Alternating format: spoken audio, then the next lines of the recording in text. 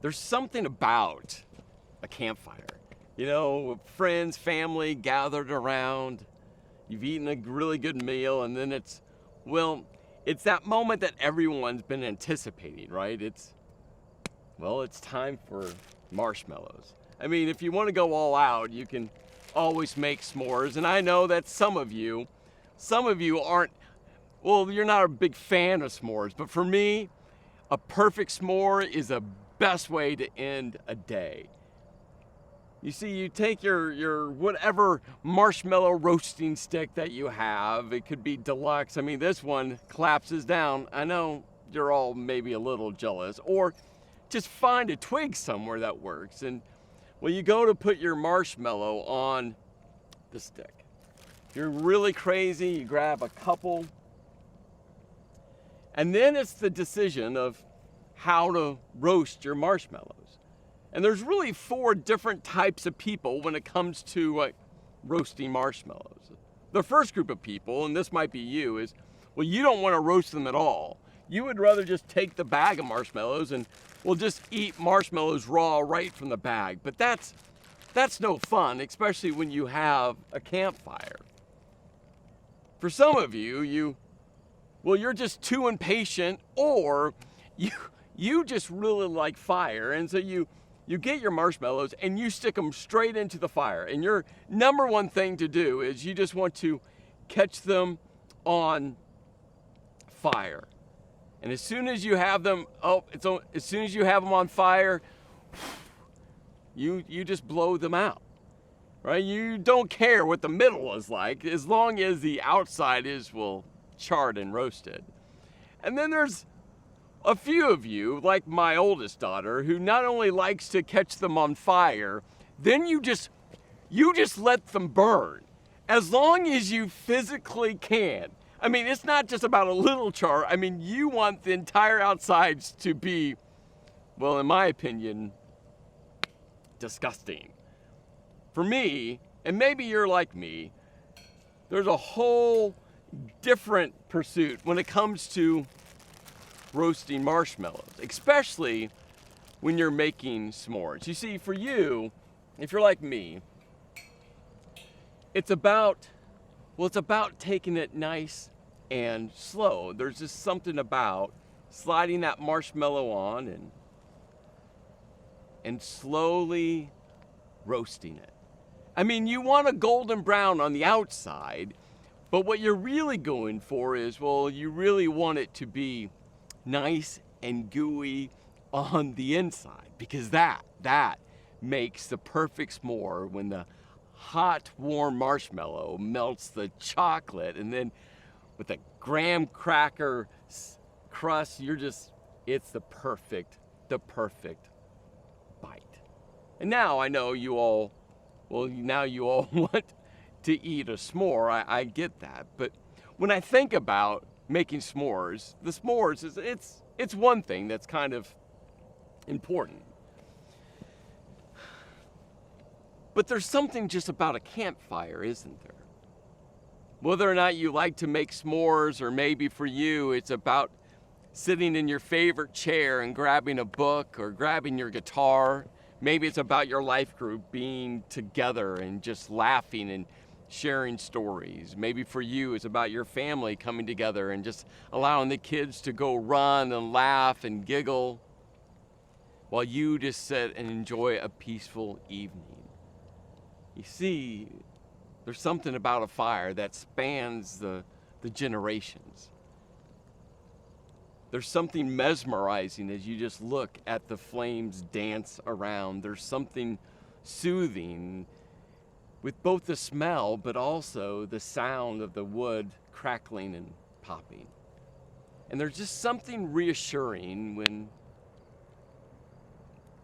when you lose yourself staring into the flames. You see, something that Jesus knew was that there was just something about a light.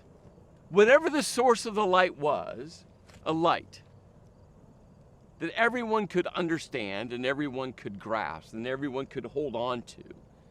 What Jesus understood was, well, simple images that would connect, no matter the generation, no matter the technology, that people would say, yeah, I totally understand that. And you see, on this one specific day, Jesus, well, he had just hand-selected 12 people to be part of his inner circle. They said yes, but they really didn't know what they were saying yes to. But they all said yes. And one of them specifically was, well, he was more of an outsider. You see, the other 11 were good Jewish men who were faithfully following God.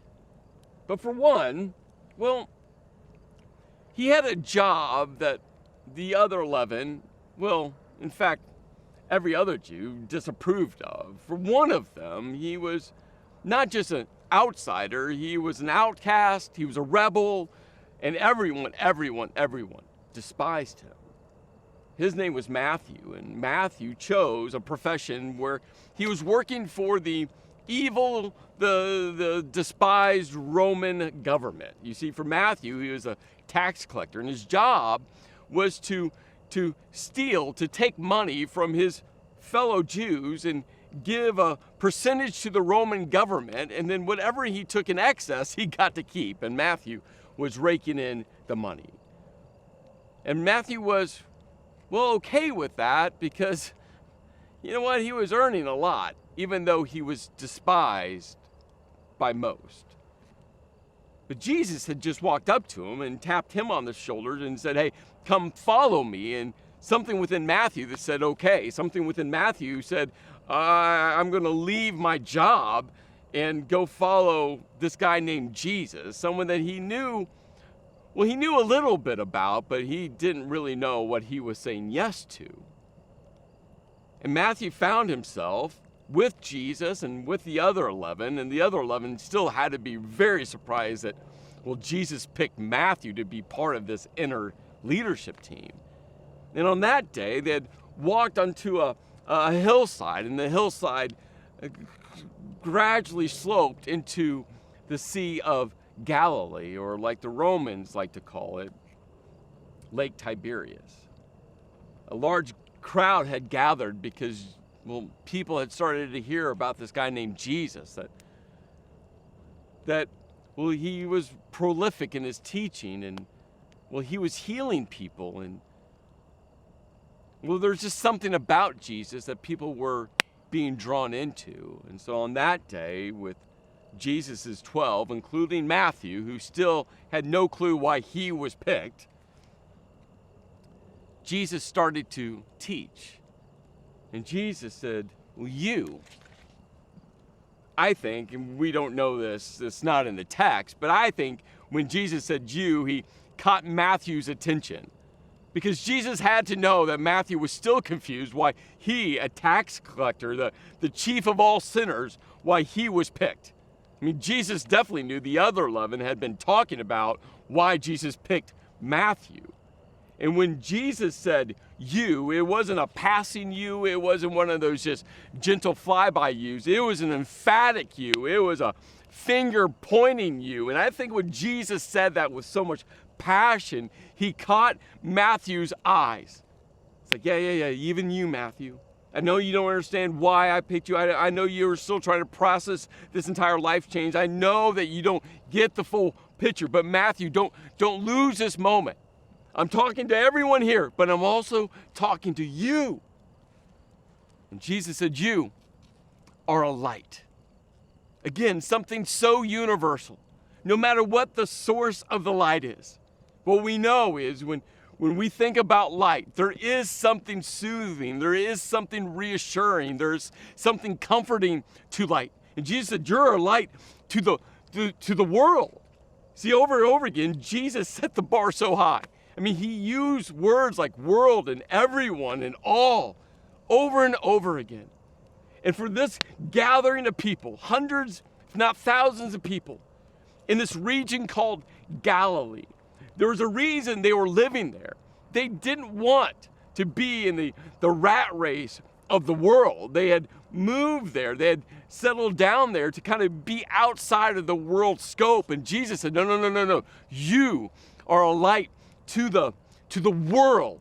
I know you feel safe where you're living. I know you feel comfortable where you're living. I know you have your nice little world all put together, but you have to understand there's a bigger picture that you need to look at.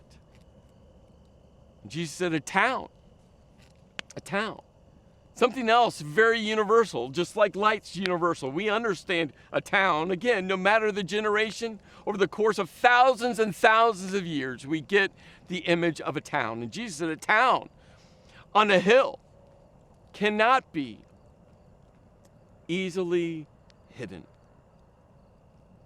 I mean, we've all been on the highway before and driving up and down hills, up and down mountainsides. And this is something we all know is as we're approaching another climb, you can always see what's on top of that hill. And once you get on top of that hill, you can see the entire landscape.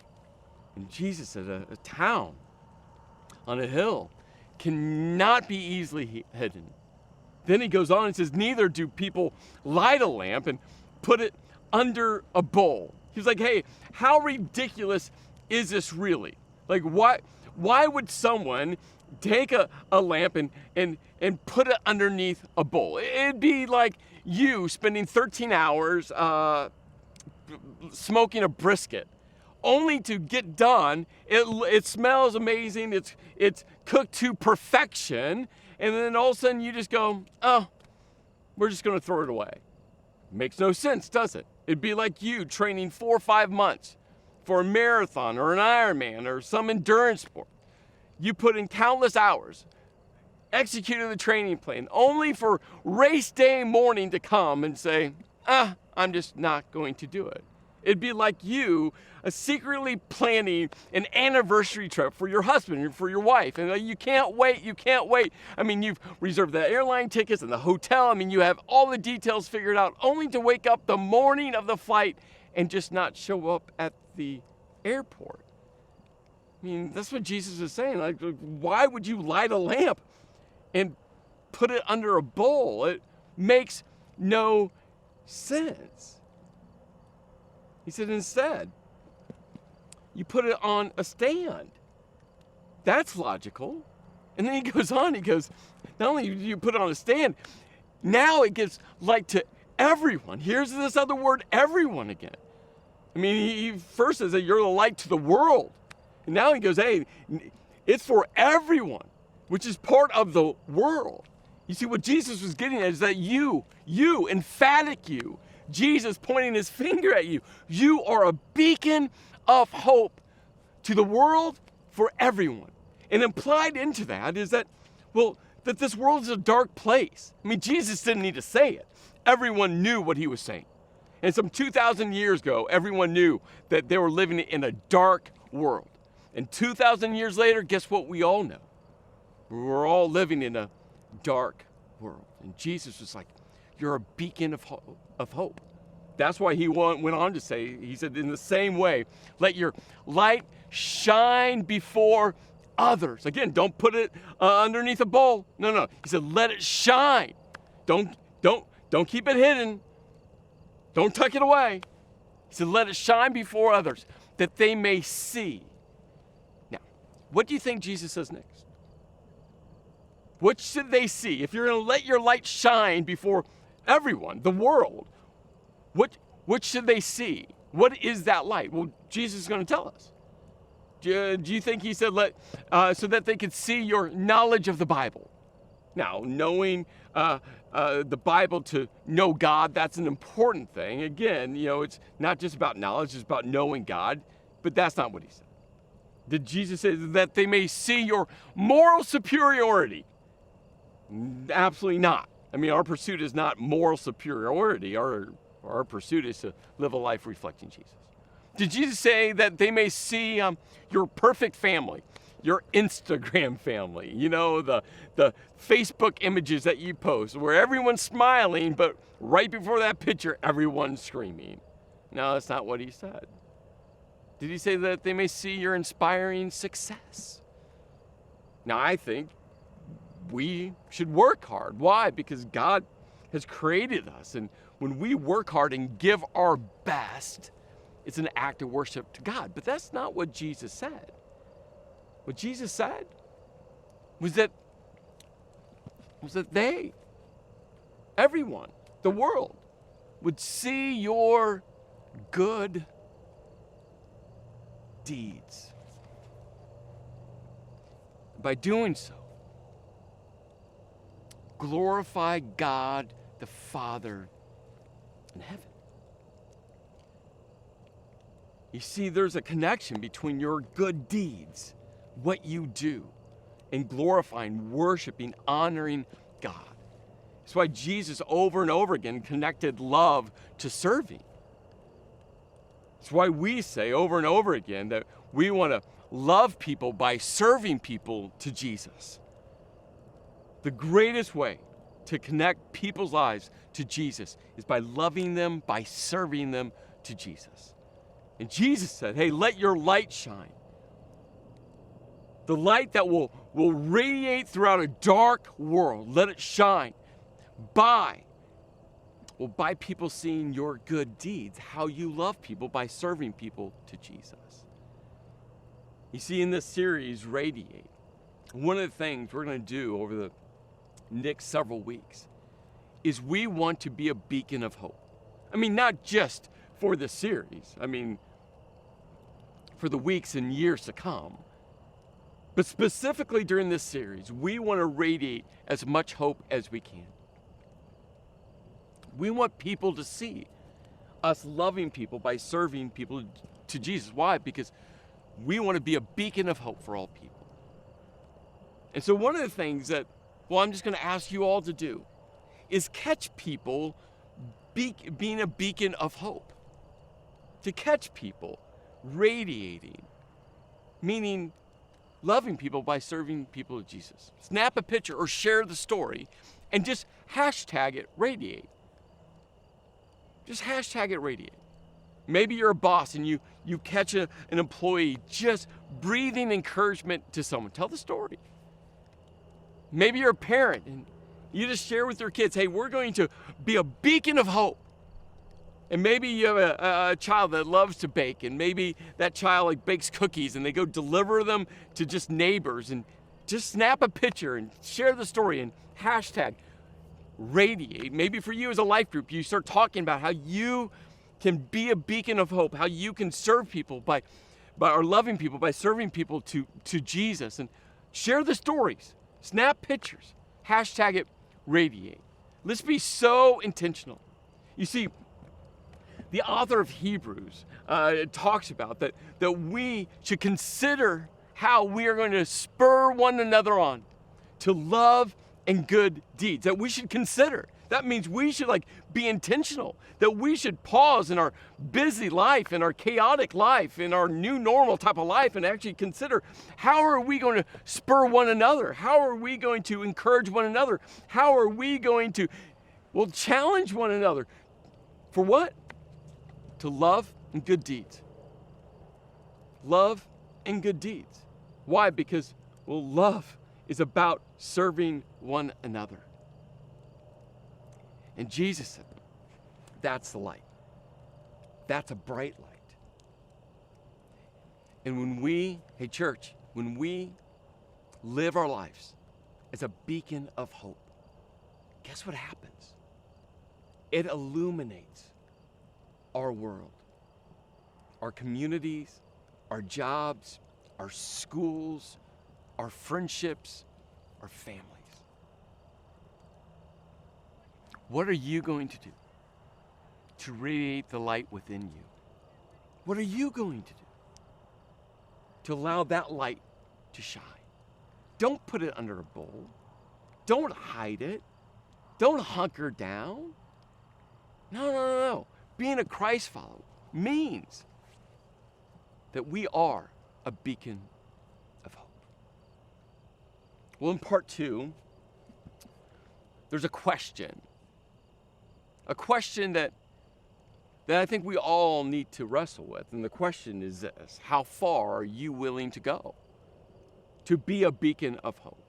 How far are you willing to go, really, to let your light shine to everyone? in your world every day? How far are you willing to go?